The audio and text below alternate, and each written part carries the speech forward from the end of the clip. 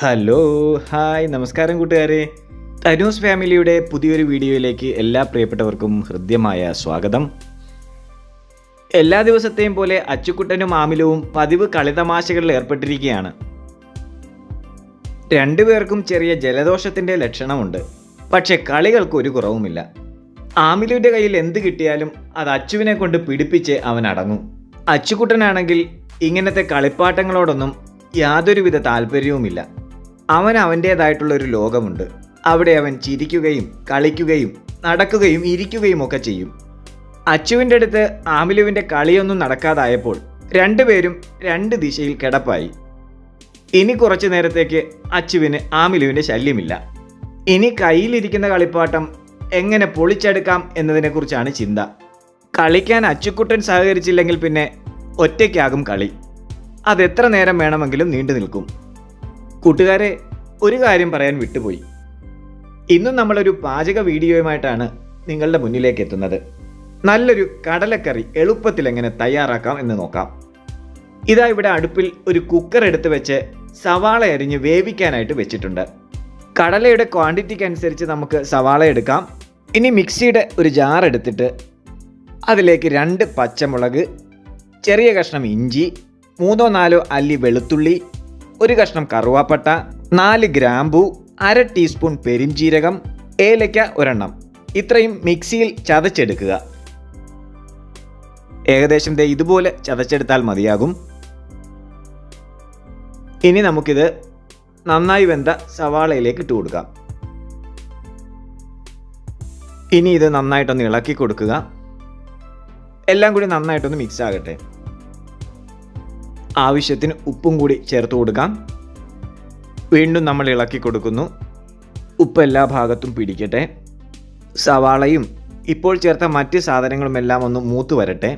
അതുവരെ നമ്മളൊന്ന് ഇടയ്ക്ക് ഇളക്കി കൊടുക്കുകയും സിമ്മിൽ വെച്ച് വേവിക്കാൻ ശ്രമിക്കുകയും ചെയ്യുക. ഇതെല്ലാം നന്നായിട്ട് മൂത്ത് വന്നു കഴിഞ്ഞാൽ നമുക്കിനി മസാലകൾ ഇട്ട് കൊടുക്കാം. മഞ്ഞൾപ്പൊടി 1/2 ടീസ്പൂൺ, അതുപോലെ തന്നെ മല്ലിപ്പൊടി 1/2 ടീസ്പൂൺ, മുളക് പൊടി 1/4 ടീസ്പൂൺ. ഇനി ചേർക്കേണ്ടത് മീറ്റ് മസാലയാണ്. അത് 2 ചെറിയ സ്പൂൺ. ഇനി മസാലകളെല്ലാം കൂടി ഒന്ന് നന്നായിട്ട് മിക്സ് ചെയ്യാം. സവാളയും ഇപ്പോൾ ചേർത്ത മസാലപ്പൊടികളെല്ലാം കൂടെ ഒന്ന് നന്നായിട്ട് ചേരണം. കുറച്ച് നേരം ഒന്ന് ഇളക്കി കൊടുക്കുക. മസാല നന്നായിട്ട് മൂത്ത് കഴിയുമ്പോൾ നമുക്ക് കടല ഇടേണ്ടതുണ്ട്. കടല ഇവിടെ കഴുകി റെഡിയാക്കി വെച്ചിട്ടുണ്ട്. മസാല നന്നായിട്ട് മൂത്ത് വരുന്നതിന് വേണ്ടിയിട്ട് സിമ്മിൽ വെച്ചിട്ട് നമ്മൾ ഇളക്കിക്കൊണ്ടിരിക്കുക. ഏകദേശം ഇപ്പോൾ മസാലയൊക്കെ നന്നായിട്ട് മൂത്ത് വന്നിട്ടുണ്ട്. ഇനി ഒരല്പം കറിവേപ്പില കൂടെ നമുക്ക് ഇട്ട് കൊടുക്കാം. എന്നിട്ട് വീണ്ടും ഇളക്കുന്നു. ഇനി നമുക്ക് കഴുകി വെച്ചിരിക്കുന്ന കടല പാത്രത്തിലേക്ക് ഇട്ട് കൊടുക്കാം. ഇനി ആ മസാലയും കടലയും കൂടെ നന്നായിട്ട് മിക്സ് ചെയ്യത്തക്ക രീതിയിൽ ഇളക്കുക. നന്നായിട്ട് മിക്സായി കഴിയുമ്പോൾ അതിലേക്ക് ആവശ്യത്തിനുള്ള വെള്ളം ഒഴിച്ചു കൊടുക്കുക. കുറച്ച് ഉപ്പ് കൂടി ഇട്ട് കൊടുക്കുന്നുണ്ട്. ഒന്നുകൂടി നന്നായിട്ട് ഇളക്കി കൊടുക്കുന്നു. ഇനി നമുക്ക് കുക്കർ അടയ്ക്കാം. നന്നായിട്ട് അടച്ചതിന് ശേഷം സ്റ്റൗവിൻ്റെ ഫ്ലെയിം നമ്മൾ മീഡിയമാക്കി വെച്ച് കൊടുക്കുക.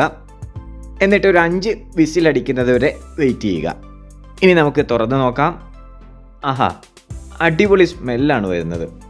നമ്മുടെ ഇറച്ചിക്കറിയൊക്കെ വെക്കുമ്പോഴുള്ള ഒരു സ്മെല്ലില്ലേ, അതുപോലെ തന്നെയുണ്ട്. വളരെ എളുപ്പത്തിൽ തയ്യാറാക്കാവുന്ന ഈ കടലക്കറി എല്ലാവരും ഒന്ന് ട്രൈ ചെയ്ത് നോക്കണേ. എന്നിട്ട് നിങ്ങളുടെ വിലയേറിയ അഭിപ്രായങ്ങൾ കമൻറ്റ് ബോക്സിൽ രേഖപ്പെടുത്താനും മറക്കരുത്.